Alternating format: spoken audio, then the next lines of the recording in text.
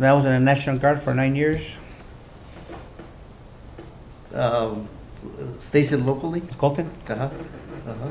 140th Infantry, 40th Division. Well, I'm kind of intrigued about the Fiestas Patrias, that you were in the parade for the Fiestas Patrias. Mhm. And you said there were big deals there in Colton. Oh, yes. What made them big deals in Colton? No, that was, to us in Colton, it was a special parade for everyone. You know, we Uh-huh. never went to many functions, and then it's lovable to be performing for the city of Colton. Uh-huh. And the city of Colton has always been supporting their people and everything else, no matter what it was. So Uh-huh. we always look forward to the fiesta because when you get new cars coming in from LJ Snow, Uh-huh. you got different celebrities, being in the mayor or whatever it was, any people that was involved in any kind of the Mexican Independence Day. Pete Luque, Yeah. Senior, Uh-huh. they were very involved and everything else. Trabajo Unidos, Progresistas, and everything else. Trabajo All the different Unidos. organizations, yeah. So it's a big community project. Yes, yes. Big community, everybody participated in those Mhm, activities. right.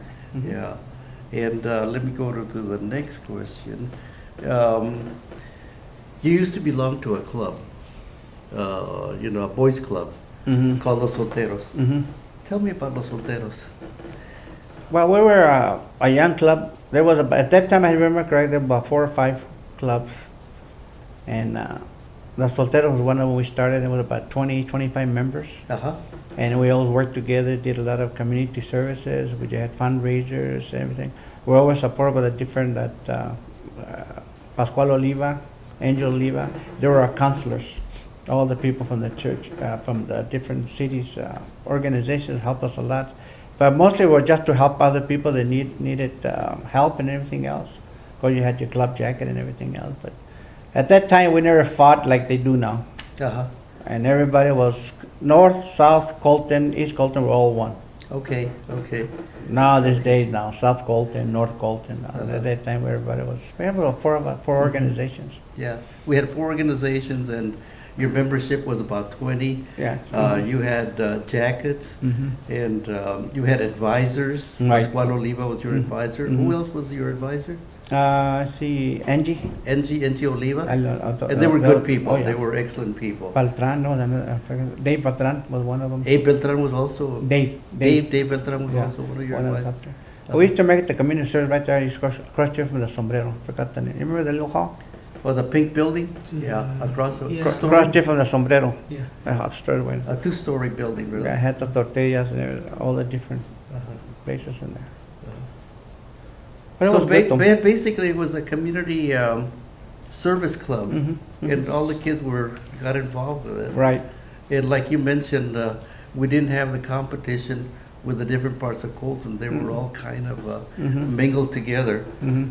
Yeah. We had different different sports activities against each other. Football, basketball played against each other and everything. And then we all get together and party afterwards. Yeah. And Deacon Bob, now that you've been a deacon for 15 years now, how has the community of Colton changed? Or has there been any change in the community of Colton? I think right now both communities are more aware of what's going on, and for voting and stuff like that, people get more involved in what's going on, and more people are participating to help out the church that we need, especially San Salvador Church. Anything we need, like fundraisers and everything else, they were there to help us and everything else. But I think the community is getting more united, and right now trying to get both communities from Macklin and San Salvador Church more united, so we can do more things together and everything else. And in the future, who knows? Yeah. We'll make one church only instead of 2 churches. What about demographics? We in the old days we used to have service in English only, Mhm. and maybe one Spanish, and that was early in the morning. Mhm. What are the differences in demographics now? Do we have more people that come from Mexico, for example? Mhm. There's more every parish that I can think of right now is more in need of Spanish masses. Mhm. You get a Spanish mass, like our capacity at San Salvador Church is about 300, 350, and sometimes you'll get over 500. At the Macklin, the same thing, 250, you get way over 500 in the Spanish masses. And one day the fire marshal will come in and says, lock it down. Because you can't have no many people.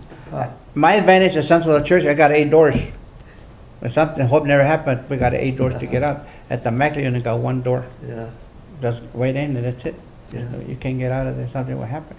So the demographic has changed tremendously since you've been a deacon. Yes, it really more mass. First, these days now, I used to tell people, Father, when you get another preacher, make sure they speak Spanish. Mm-hmm. Now I tell them, can they speak English? Because we're getting a lot of African Americans. They come from Nigeria, from different parts, and sometimes they're still English, but no se le entiende. You can't understand them, so they have a hard time understanding them and everything else. So things are not only changing in the church, but also in the community. Oh yes, oh yes. And people are they're trying to get used to it, but they can't. Because Tony can budget the same thing. Well, I don't know what did he say? I don't know. They can understand what they're saying. Yeah. But it's not just in Colton. It's all the churches. We're getting change and everything else. It's really changing a lot. But there's more need for Spanish. We got to get more Spanish masses so we can get more people. So one of your biggest responsibilities is to make sure that we provide services for everybody. Right. And that everybody gets a chance to participate in the church activities. Right. Yeah. That's a toughie. Oh yeah. Well, we need to get more property. Right now, we can build a church in Colton at Santa Church. I got all the property to build a church, but there's no parking. At the Maclet, I can't do nothing anymore because there's no place to go. So now we have to be looking for a big property so we can combine both churches together. Because right now the capacity at one church now is you got to build a maximum of 1,500 in one mass only. So it's hard to get up any place to get up to build a church because there's no property in Colton. And we are on a lot of. You have a tremendous challenge in the future then. No, we do. Tremendous challenge. A lot of person. Yeah. But with God's help and our help, we'll continue to persevere Well, very good. and go forward. Deacon Bob, thank you so much for being with us this morning. I've been looking forward for us getting together for many weeks now, possibly months. And you always have some responsibility to do with your parish. And I know that today you have a funeral. I gotta go to a funeral. And I have to let you go. Okay. But I wanted to thank you so much for being with us this morning. Now, Deacon Bob, is there anything that I didn't cover or we didn't cover in our discussion this morning? No, I think we did everything. I think we covered a lot of stuff and everything else, so we continue to know our history about ourselves and everybody else because it's very difficult. That way, when you get older, you can share with your grandkids. Well, I'm delighted because before I got interested in this project, I had no idea that San Salvador was the oldest church in this entire Inland Empire. Right. Had no idea. And I'm delighted because I've been a Colton boy myself. I'm very, very proud of that fact. Yes, it is. Very proud. I'm always proud. I tell Tony, Tony knows it.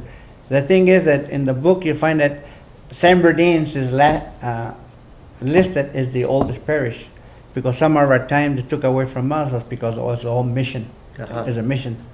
It wasn't a church, it was just a mission. So some of the times up there else we would have probably been number one.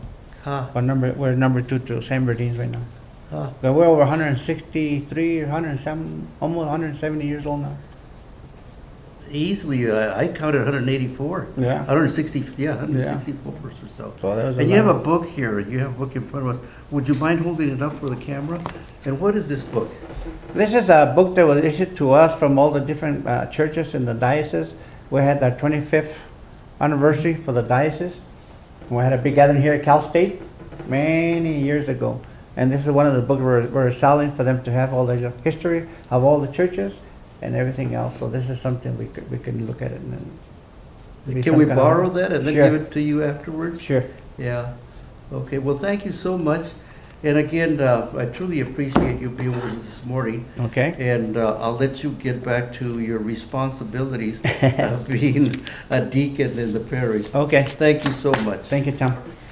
Thank you very much.